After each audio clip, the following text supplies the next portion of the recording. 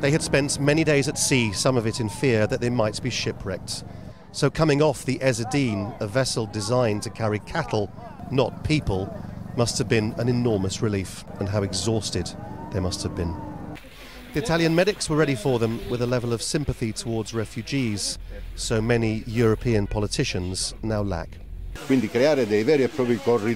to create humanitarian corridors to allow these people to arrive in Europe in a way that is free from the greedy human traffickers that speculate on desperate people.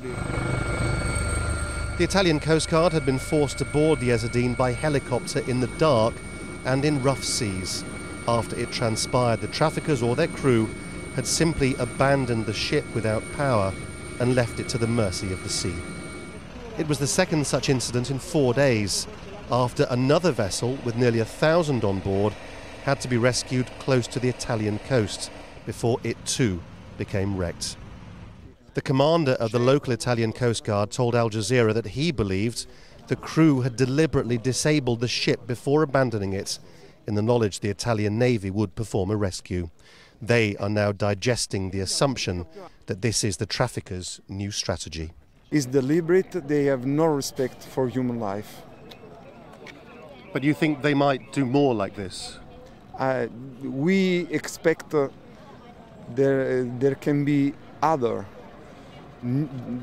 new cases. We worry this. We worry there will be new cases.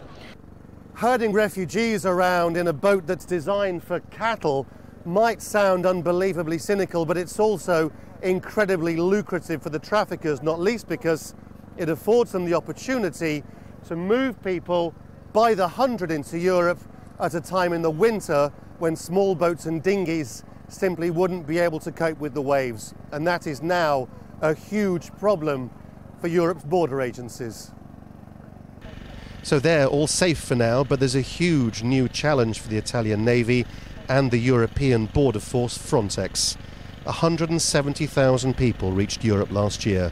2015, it seems, has begun with predictions of still greater numbers. Lawrence Lee, Al Jazeera, Southern Italy.